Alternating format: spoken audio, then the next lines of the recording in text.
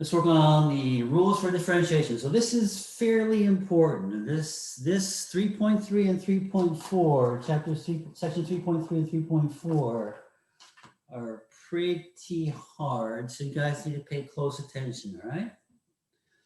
Okay, rules for differentiation. So now we're going to talk about how do we actually calculate and find the derivatives. Okay, we talked about, we know that the derivative of a function is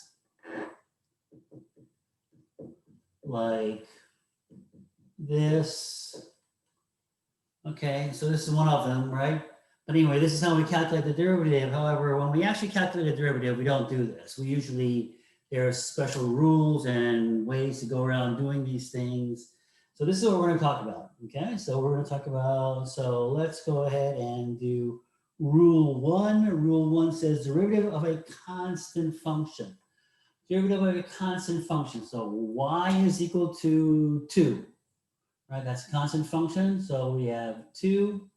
So y is equal to 2. If you take the derivative of this, which is what? The derivative is, by definition, the slope of the tangent line. So the tangent line is going to look like this. So the slope of this is going to be what? The slope is going to be what? The slope is 0, right?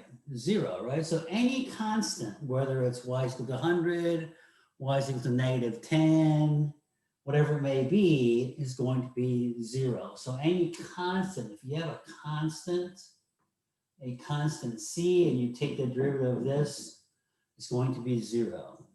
Okay? All right, in other words, d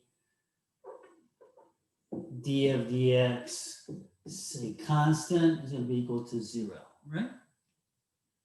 Okay.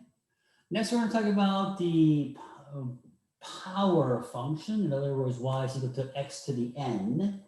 Y is equal to x to the n. So let's go ahead and look at that. So if we have y is equal to x to the n, and I'm going to do the derivative, I'm going to get h is equal to 0, f of x plus h minus f of x over h, correct? So if I go and do this, I'm going to limit as h goes to 0, I get x plus h to the nth power minus x to the nth, right?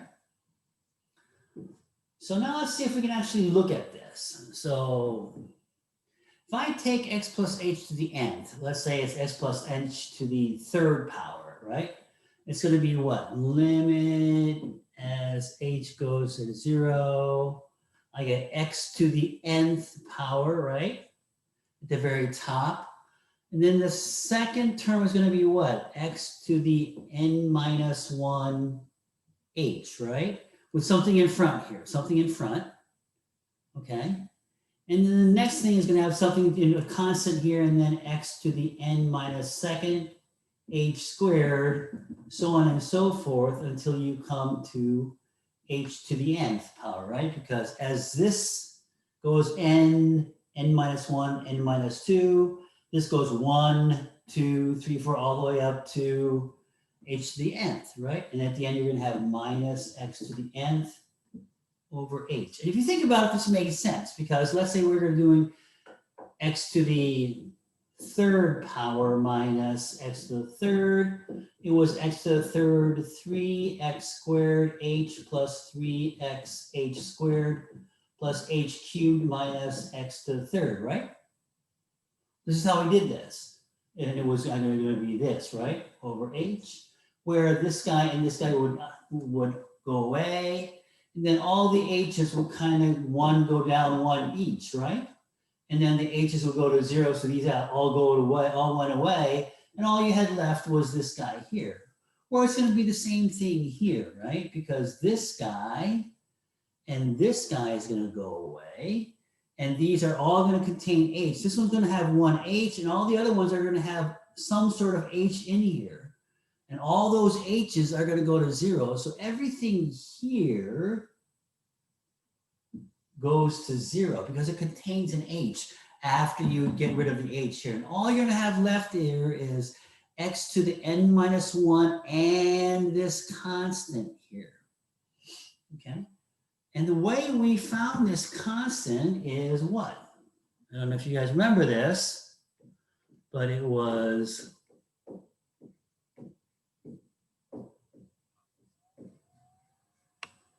you guys remember this?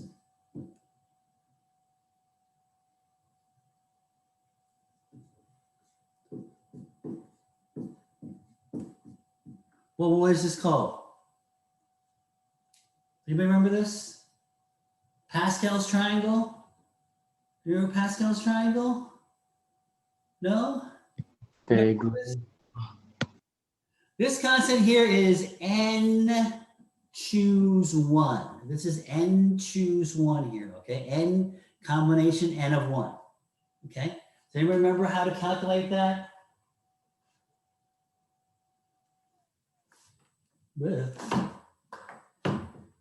With a calculator. So n with the calculator, n choose 1 is going to be equal to n factorial over n minus 1 factorial times 1 factorial, right? And n factorial is what?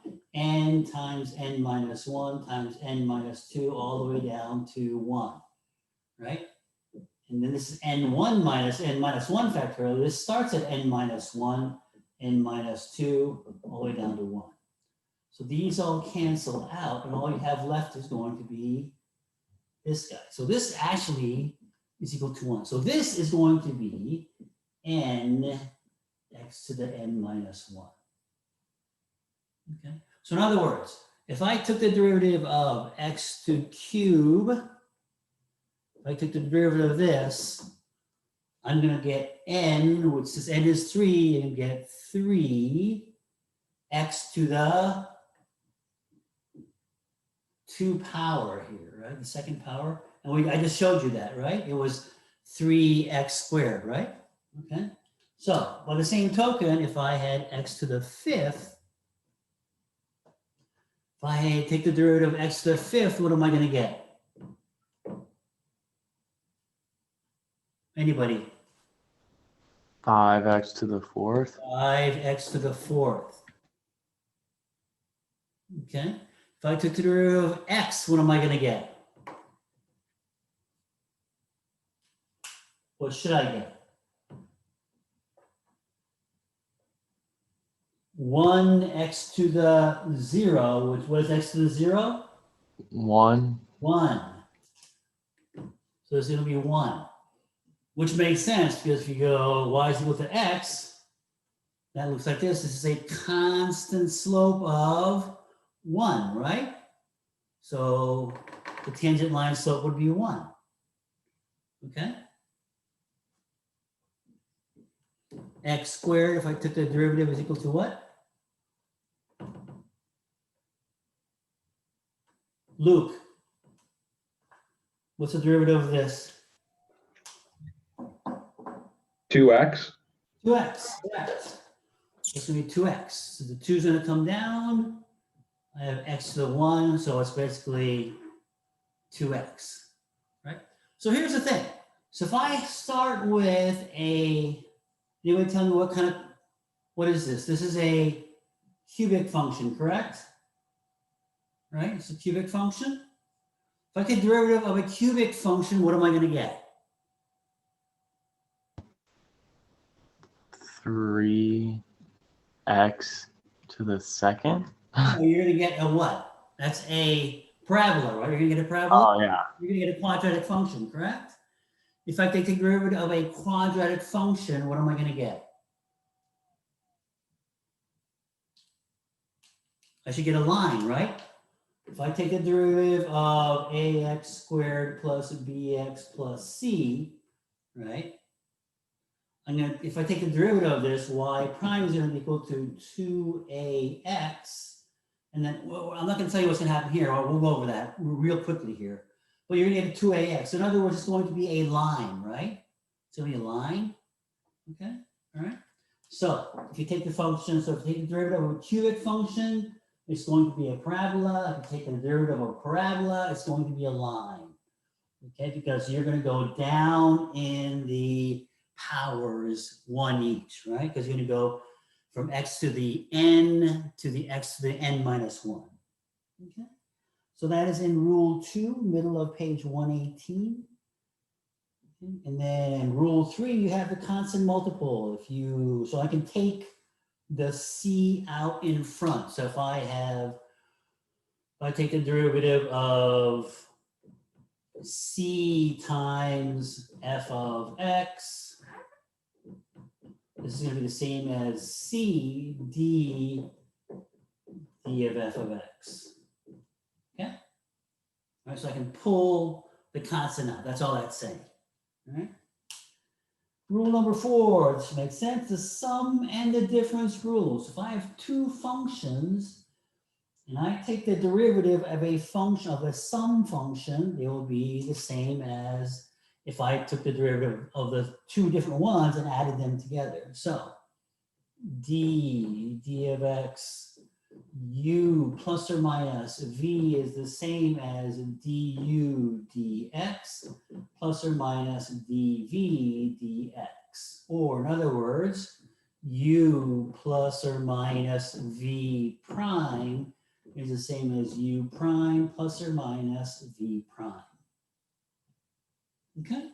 The sum function. So now that we know this, and now that I've taught you this, we can go ahead and look at what we're just looking at. So if I have y is equal to ax squared plus bx plus c, and I want to know what y prime is, what is y prime? I take the derivative of this guy, add it to the derivative of this guy, add it to the derivative of this guy, right? So what is the derivative of ax squared?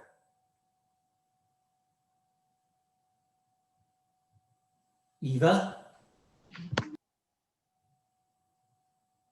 2ax.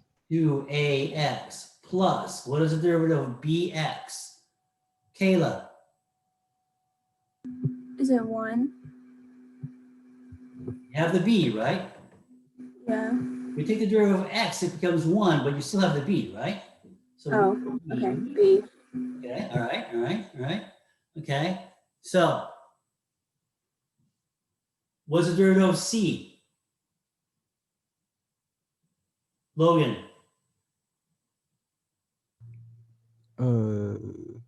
C? C is a constant. It's a number. What's the derivative of a number? 0. 0. Thank you. Very good job. So y prime is 2ax plus b. Can you see now that the derivative of a parabola, I had a parabola here, is a line, right? And you did that. You calculated those. Remember when we said, when I gave you questions like this and I asked you what is the derivative of this guy and the instantaneous rate of straight of change or the tangent line, and you gave me a line, right? The derivative of a parabola is a line. Okay, all right. Now, knowing this, you see how simple it is now to calculate derivatives instead of the way that you were using the limits. So let's go to example number 1. Find dp dt. This is example number 1. Find dp dt when p is equal to t cubed plus 6t squared minus 5/3 t plus 16. So this is something we just did, right? So I have a cubic function. I take the derivative. I should get a parabola, right? So what is the derivative of t cubed, Natalie?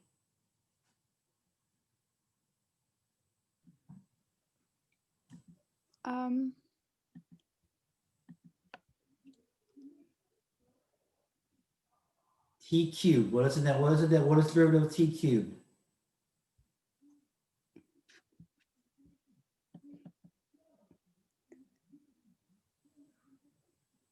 Lauren, help. 3t squared. 3t squared, right? The 3 comes forward and the 3 becomes a 2, right? Because you're going to subtract 1. Plus, now I have to take the derivative of 6t squared. Sam. So would you bring it down so it'd be 12? correct? Okay, 12 12 what? t. 12t, right? And then you take the derivative of this, which is negative 5/3. Then I take the derivative of 16, which is 0. So this is what my end result is going to be. Okay? So example number 2, does the curve blah, blah, blah have any horizontal tangents? Okay, what do you mean by horizontal tangent? What is a horizontal tangent? Can anybody tell me what a horizontal tangent is? When it's the derivative 0? Correct, when the derivative is 0, right? And what happens during those times? Remember we talked about this? I showed you kind of in one of the examples what it actually means to have a horizontal tangent. What does it mean? Remember, if I go like this and I have something like this, the horizontal tangent is going to be here and here. So these are the local max, local min, right? So local maxes, local mins. These type of things happen when when you have a horizontal tangent. Okay? So y prime is going to be equal to, do the whole thing, Eva.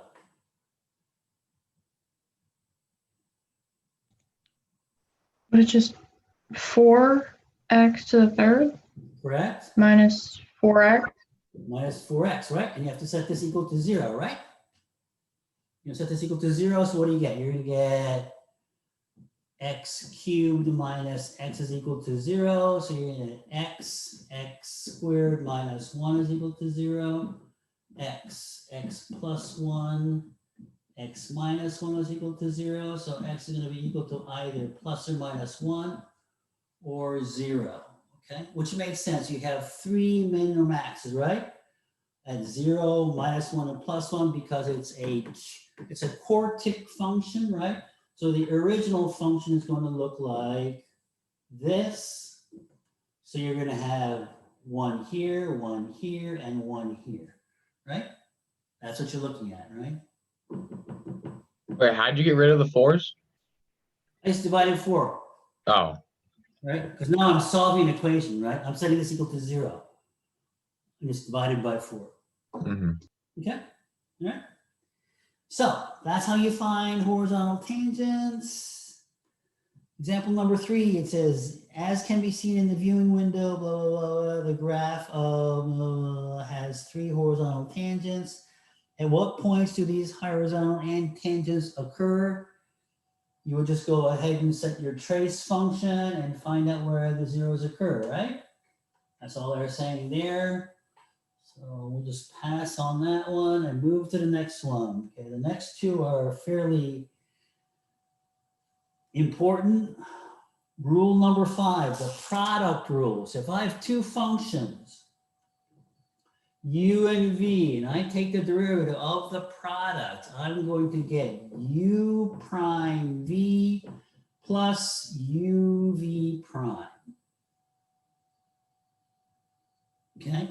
U prime v plus uv prime. Okay?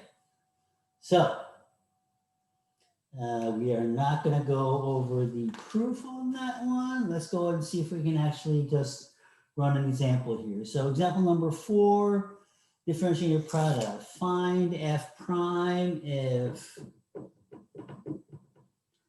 I have x squared plus 1, x cubed plus 3. And I want to take the derivative of this. So I'm going to take the first function and take the derivative of that. Right, so I'm going to take the derivative of the first one. X squared is going to be 2x plus 1. The 1 goes away because it's a constant. So this is the u prime. Right? This is the u prime. Then I'm going to just carry down the v straight down. So v just goes right next to that. Plus, I'm going to take the u, which is x squared plus 1. Then I'm going to take a derivative of v. So if I take the derivative of this, I'm going to get 3x squared. and then derivative of 3 is equal to 0. So this is my answer right here. Okay. So if I do this, I get 2x to the 4th, 6x, 3x to the 4th plus 3x. I have 2 and 3, so it'd be 5x to the 4th. I'm going to get plus 9x. Okay. You can actually do this out, right? You can actually, if I do this out, what do I get? I'm going to have x to the 5th plus 3x squared. If I do this, I get x cubed plus 3. And I can just take the derivative of this. I take the derivative of this, what do I get? I'm going to get 5x to the 4th. Take the derivative of this, I get plus 6x. Take the derivative of this, I get 3x squared. Plus 3 goes away. What am I missing here? What happened? The first one you didn't do the squared. X squared. Oh, this is a squared right here. I got it right here. So that's what I'm missing. So actually it's going to be 6x plus 3x squared, which are the same now. Okay, all right. So it works either way. So the hard way, the easy way to do this is just do the plug and chug into using this rule. The hard way is to do this all out and then take the derivative. Okay. So that's that. And the next one. The next one is the one that throws everybody for a loop. So we'll wait on that one. Let's hold on to that one. And we'll stop right here for the first part. We can start working on our homework.